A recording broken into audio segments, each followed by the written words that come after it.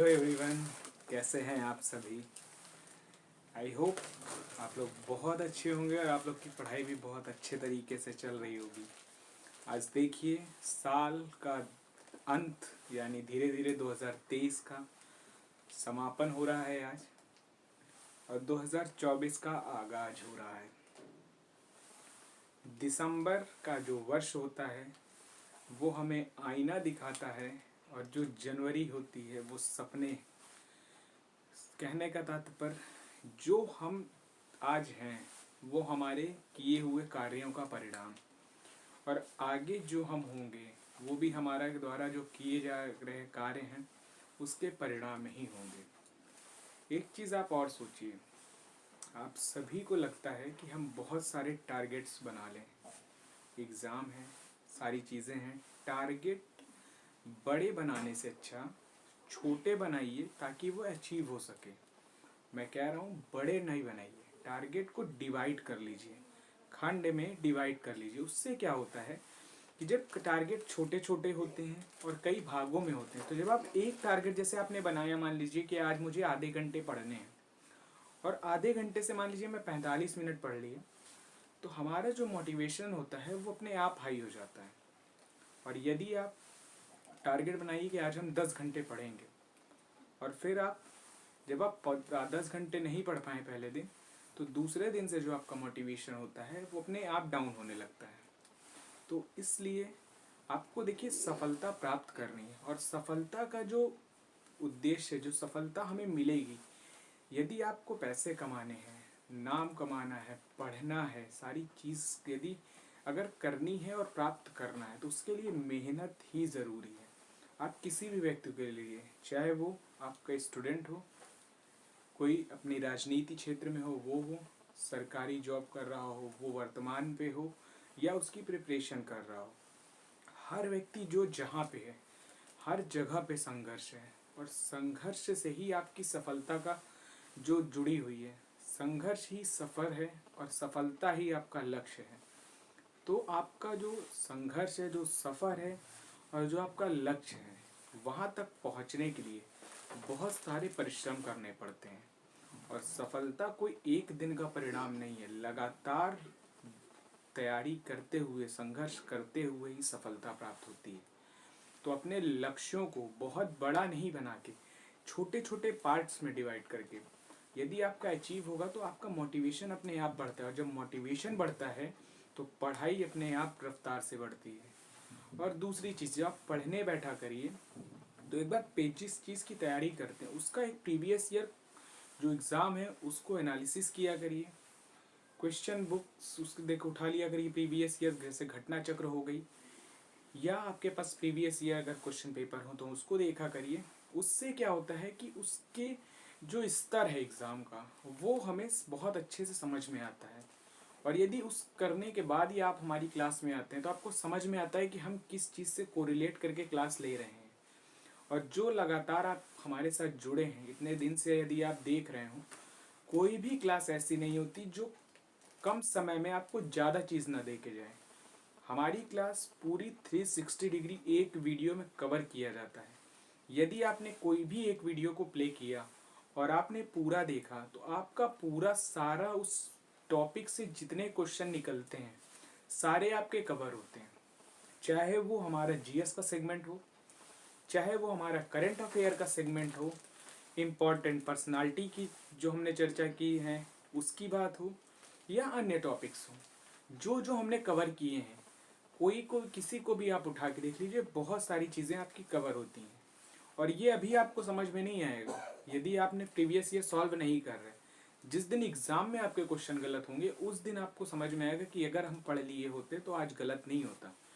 तो इसलिए जब आप क्लास में बैठा करिए तो पेन और नोटबुक साथ में लेके बैठा करिए। क्यों? क्योंकि जब मैं बोलता हूँ तो आप लिखते हैं, और जब लिखते हैं मैं इसलिए 1 से 2 बार बोलता हूँ ताकि आपको सारी चीज़ें समझ में आए, और लिखते हैं तो आपका रिवीजन बहुत अच्छा होता है। तो इसलिए पढ़ते हुए चलिए।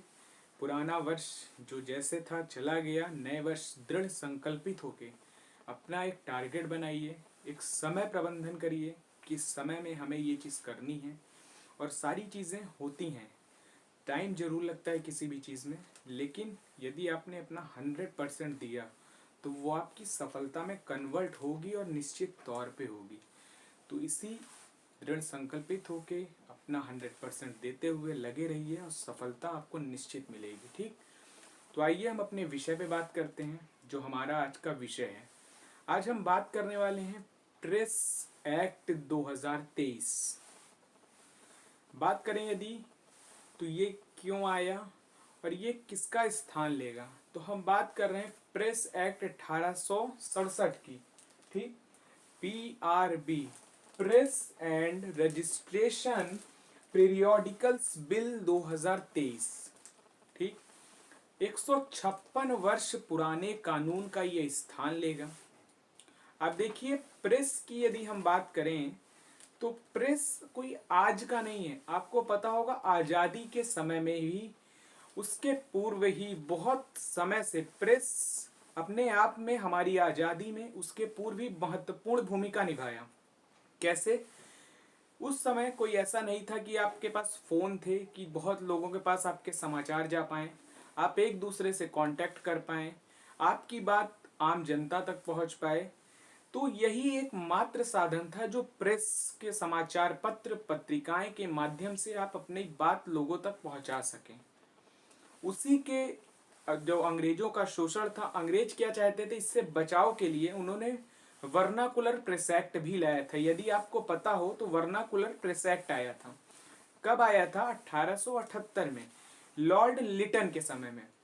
ठीक, तो याद रखिएगा, इन्होंने इसीलिए लाया था कि हम जो इस तरीके से शोषण कर रहे हैं, हमारी जो नीतियां हैं, वो जो कुछ बुद्धिजीवी वर्ग था वो विरोध कर रहा था, और वो विरोध की जो स्वर थे, जो भावनाएं थी, राष्ट्रवाद के प्रति उनमें जो जागरूकता थी, वो आम जन तक ना पहुंच पाए। क्यों? यदि उन तक पहुंचेगी तो विद्रोह बड़े स्तर पे हो जाएगा। तो आप सोचिए, लेकिन धीरे धीरे करके आपको पता होगा, जब लॉर्ड रिपन आए तो उन्हें प्रेस का मुक्तिदाता भी कहा जाता है, यदि आपको पता हो तो उन्होंने इसको जो प्रतिबंध थे उसको हटाए, और उसी के बाद धीरे धीरे प्रेस का आप देखिए लगातार विकास हुआ। प्रेस को चौथा स्तंभ भी कहा जाता है, मीडिया को फोर्थ स्तंभ भी कहा जाता है। ठीक, तो ध्यान रखिएगा। और अपने आप में जनता और सरकार के मध्य एक कड़ी के तौर पे होती है। जनता की बातों को सरकार तक पहुंचाना, जनता की समस्याओं को से रूबरू होकर सरकार को उससे अवगत कराना, और जो आम धरातल पे जो स्थितियां हैं लोगों की, जो उनकी दयनीय स्थितियां हैं, गांव में किस तरीके से जो लोग परेशान हैं, क्या समस्याएं हैं उनकी, उस सभी चीज़ों से सरकार को अवगत कराने के लिए एक महत्वपूर्ण कदम है। इस दृष्टि में यदि हम बात करें तो मीडिया का जो पहले जो स्थितियां थी, उस पे यदि हम अभी की तुलना करें, जो पुराने कानून थे उसमें बहुत सारी उलझनें थी। उलझनें कैसी थी? आपको यदि रजिस्ट्रेशन कराना है, आपको अपने प्रेस का, या आपको सत्यापन कराना है, तो बहुत सारी समस्याएं हुआ करती थी। उन सभी चीज़ों को अब आसान बनाने के उद्देश्य से इसको लाया गया। साथ ही साथ यदि बात करें तो राष्ट्र की सुरक्षा के विरुद्ध गतिविधियों को रोकना, हमारी राष्ट्र की एकता, अखंडता, संप्रभुता पे यदि कोई खतरा होता है, कोई व्यक्ति यदि राष्ट्र विरोधी गतिविधि में शामिल होता है, ऐसे चीजों को यदि कोई अखबार प्रकाशित करता है जिसके माध्यम से आम जनमानस प्रभावित हो, देश में सांप्रदायिकता जैसी दिक्कतें उत्पन्न हो जाएं, उन सभी चीजों से, कोई धार्मिक उन्माद हो जाए, उन सभी चीजों से बचाव के लिए इसको लाया गया। साथ ही जो भ्रामक खबरें हैं, आप देखिए जिस तरीके से आजकल खबरें चल रही हैं, उनका वास्तविकता से कोई लेना देना नहीं होता, ना उनकी कहीं से कोई उस बात होती है, लेकिन सोशल मीडिया जो आज तक चल रहा, आप देखिए जिस तरीके से बहुत सारी भ्रामक खबरों उस पे अंकुश लगाना, साथ ही साथ डिजिटल मीडिया को दायरे में लाना, इसका महत्वपूर्ण जो इनकी आवश्यकता है, इसलिए इसको लाया गया है। ठीक, और वर्तमान में अब आप बताइए, 1867 का था, वो एक औपनिवेशिक कह रहा था, और वर्तमान में एक हम आज़ाद भारत में हैं। हमारे जो भारत में जो लोगों की समस्या है, उसके लिए वो एक अपीलीकरण बनाया जा सके, जिससे वो अपनी समस्याओं को कम से कम बता तो सकें, उस समय क्या था कि औपनिवेशिक कानून था, तो ना इसमें कोई अपीलीकरण बनाया गया कि आप अपनी अपील कर पाए।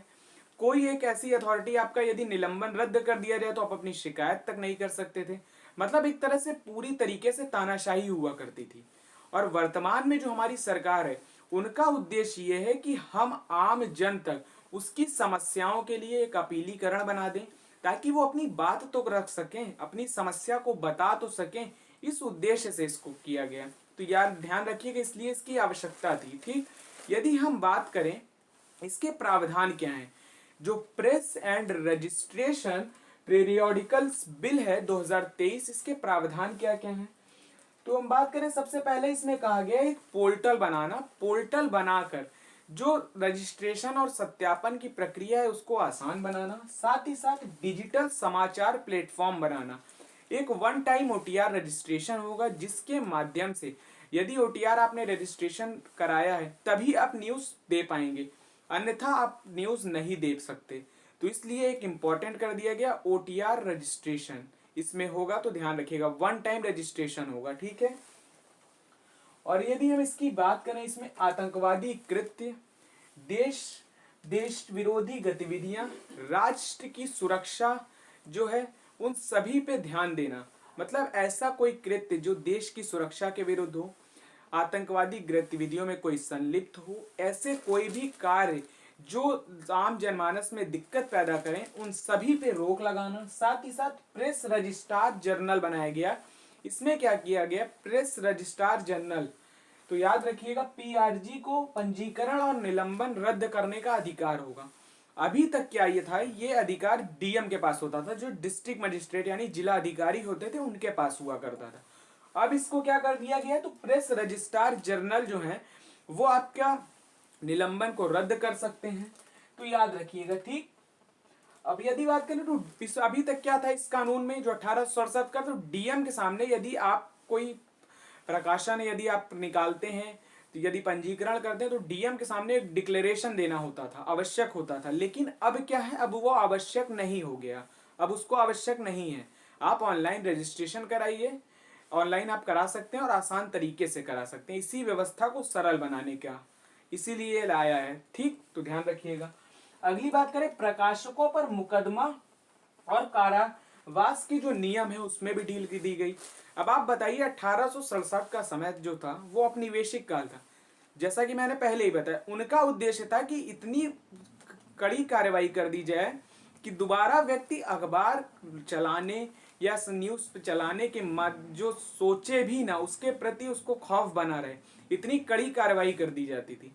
लेकिन जैसा कि हमने बताया, अब हम स्वतंत्र भारत में हैं, एक लोकतांत्रिक देश में है, तो हमारी सरकार जो है उनका उद्देश्य क्या है कि इसमें जो है दंड के प्रावधान को अब कम करना, जो दंड है उसको कम करना।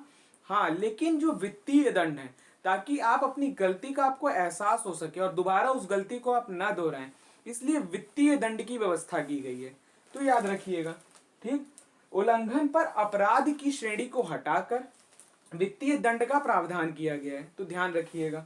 अब यदि हम बात करें इसमें दंड की, तो प्रेस रजिस्ट्रेशन जर्नल के द्वारा यदि आपका प्रकाशन बंद कर दिया जाए और उसके बाद भी यदि आप उसकी अवहेलना करते हैं तो आपको 6 माह का कारावास होगा। ठीक, तो ध्यान रखिएगा। यदि पत्रिका को पंजीकरण प्रमाण पत्र के बिना आप कोई चीज प्रकाशित करते हैं तो भी आपको 6 माह का कारावास होगा। अगली बात करें, यदि हम पंजीकरण के बिना पीरियोडिकल्स जो पब्लिश करने पर आपको 5 लाख का जुर्माना होगा। पीरियोडिकल्स क्या है, आप जो है सरकार के की जो आम जनमानस की समस्या, वो सारी चीजें आप अपने अखबार में तो कर सकते हैं या समाचार एजेंसियां कर सकती हैं, लेकिन जर्नल्स और किताबों को छोड़कर यदि आप इनको भी शामिल करते हैं तो आपको जुर्माना की व्यवस्था है 5 लाख रुपए, तो ध्यान रखिएगा। ठीक है, और पंजीकरण के बिना यदि आप पब्लिश करते हैं, आपका रजिस्ट्रेशन नहीं है, तो 5 लाख का जुर्माना, तो ध्यान रखिएगा दंड की ये व्यवस्था है। बात करें अपीलीय प्राधिकरण, जैसा कि मैंने बताया 1867 जो पीआरपी जो एक्ट 1867 था, उसमें ऐसी कोई व्यवस्था नहीं थी। लेकिन अब क्या किया गया है कि प्रेस पंजीकरण अपीलीय बोर्ड बनेगा एक, उसमें क्या होगा, भारतीय प्रेस परिषद के जो सदस्य होते हैं उसमें से एक अध्यक्ष चुना जाएगा और 2 अन्य सदस्य होंगे। तो ठीक, तो या एक अध्यक्ष कहाँ से आएंगे, तो भारतीय प्रेस परिषद से, और 2 अध्यक्ष। बात करें यदि पंजीकरण के प्रमाण पत्र को देने से यदि मना कर दे बोर्ड या अधिकारी मना कर दें, साथ ही यदि पंजीकरण को निलंबित या रद्द कर दें, जुर्माना आपके खिलाफ लगा दें, तो यदि आप उनकी कार्रवाई से संतुष्ट नहीं है, यानी आप असंतुष्ट हैं, तो आप 60 दिनों के भीतर अपील कर सकते हैं, जो कि अभी तक इसमें नहीं प्रावधान था। तो अब आप अपील कर सकते हैं, आपकी बातों को सुना जाएगा, इसलिए 60 दिन के भीतर। तो इस चीज को आप थोड़ा सा ध्यान रखिएगा, ठीक। अब यदि हम बात करें भारतीय प्रेस परिषद, भारतीय प्रेस परिषद, प्रेस काउंसिल ऑफ इंडिया, ठीक, बात करें तो ये कब आई थी, तो प्रेस काउंसिल ऑफ इंडिया अधिनियम 1965 के तहत इसका गठन हुआ, साथ ही 1966 से ये अपना कार्य प्रारंभ हुआ, ठीक। इसका ये एक वैधानिक और निर्णायक संगठन है। क्या है ये, एक वैधानिक और निर्णायक संगठन है। हर वर्ष 16 नवंबर को क्या मनाया जाता है, भारतीय प्रेस दिवस मनाया जाता है। 16 नवंबर को हर वर्ष मनाया जाता है। बात करें यदि भारतीय प्रेस परिषद के कार्य क्या है, तो प्रेस की स्वतंत्रता को बनाए रखना, समाचार पत्र एजेंसियों के समय समय पे मानक तय करना, इनमें सुधार लाना, ये उद्देश्य है इनका। इनके जो कार्य हैं तो याद रखिएगा, इनके कार्य क्या है, इसमें सुधार लाना, ठीक, साथ ही इनके समय समय पे मानक बनाना, समाचार पत्रों और एजेंसियों के लिए एक आचार संहिता बनाना, कि आदर्श आचार संहिता हो सके इनके, कि इनके जो रूल्स हैं वो इनको जानकारी समय समय पे हो सके, इसके लिए एक बकायदा एक कानून, एक आचार संहिता बनाना, उसका निर्माण करना। अभी हम बात करें वर्तमान में press council of India, press council of India के अध्यक्ष वर्तमान के कौन है, तो जस्टिस रंजना प्रकाश देसाई हैं। कौन है, जस्टिस रंजना प्रकाश देसाई, ठीक। तो याद रखिएगा। आई होप आपको सारी चीजें समझ में आई होंगी। हमने पूरा प्रेस के बारे में बात कर ली, सारी चीजों पे। यदि आपसे करंट में पूछ ले कि पहला समाचार पत्र कौन सा था, तो आप याद रखिएगा द बंगाल गजट। याद रखिएगा, भारत में आया था जो गंगाधर भट्टाचार्य के द्वारा, द बंगाल गजट। तो याद रखिएगा, ठीक। और उसके पहले यदि बात करें टोटल ओवरऑल अंग्रेजी और भारत में कौन सबसे पहले था, तो याद रखिएगा विलियम जोन्स के द्वारा वो बंगाल गजट था, ठीक। जेम्स ऑगस्टस हिक्की के द्वारा, सॉरी विलियम जोन्स नहीं, जेम्स ऑगस्टस हिक्की के द्वारा बंगाल गजट। तो आप इस चीज को थोड़ा सा याद रखिएगा, ठीक है। आई होप आपको सारी चीजें समझ में आई होंगी। हमने इतिहास से जोड़ते हुए वर्तमान को इसको जोड़ा, क्या क्या इसकी जो समस्याएं थी, क्यों लाना पड़ा, क्या इसकी आवश्यकता थी। औपनिवेशीकरण में वो जो समय था वो अलग था, इसलिए वर्तमान के तौर पे ये प्रासंगिक नहीं था जो पुराना कानून, इसलिए इसकी आवश्यकता थी, ये आया। और समय के साथ ही बहुत जरूरी था, ये मांग थी समय के साथ कि इसकी आवश्यकता है और ये आए। और इसी के बाद ये 29 दिसंबर को हमारी जो महामहिम राष्ट्रपति हैं श्रीमती द्रौपदी मुर्मू जी के द्वारा हस्ताक्षर के बाद ये बिल बन गया और अब ये लागू हो गया, ठीक। आई होप आपको सारी चीजें समझ में आई होंगी। मैं साइड हो जा रहा, आप स्क्रीनशॉट ले लीजिए, ठीक है। आई होप आपने स्क्रीनशॉट ले लिया होगा। एक बार आप थोड़ा सा डेट और मेरे साथ रिवीजन कर लीजिए। सबसे पहले कब आया, राज्यसभा में इसको 3 अगस्त 2023 को लाया गया था, वहां पे उसी दिन पास हुआ। बात करें लोकसभा से कब पास हुआ, तो 21 दिसंबर 2023 को। और राष्ट्रपति की मंजूरी मिली है 29 दिसंबर 2023 को, ठीक है। सारी चीज़ों को डेट के साथ थोड़ा सा ध्यान रखिएगा। आपका जो आंसर राइटिंग जब बनती है तो बहुत प्रभावी कर देता है जब आप उसमें डेट है, प्रेस काउंसिल ऑफ इंडिया का समय है, बहुत सारी चीज़ यदि आप डिफेक्ट डाल देते हैं तो आंसर प्रभावी हो जाता है। तो इसलिए आप इसी तरीके से हमारे साथ जुड़े रहिए। आपको बहुत ही मोस्ट रिलेवेंट कंटेंट आपको दिए जाएंगे जो आपके एग्जाम के दृष्टि से बहुत इंपॉर्टेंट है। तो चलिए फिर अगले वीडियो में फिर आप सबसे मुलाकात होगी। आप सभी को नव वर्ष बहुत बहुत मंगलमय हो। तो चलिए फिर कल मिलते हैं एक नए टॉपिक के साथ, एक नए विषय पे में बात होगी आप सबसे। तब तक अपना ध्यान रखिए, अपनों का ध्यान रखिए, स्वस्थ रहिए, मस्त रहिए। तो चलिए फिर अगले वीडियो में मुलाकात होगी। तब तक के लिए बहुत बहुत शुक्रिया आप सभी का, आभार। जय हिंद, जय भारत, धन्यवाद।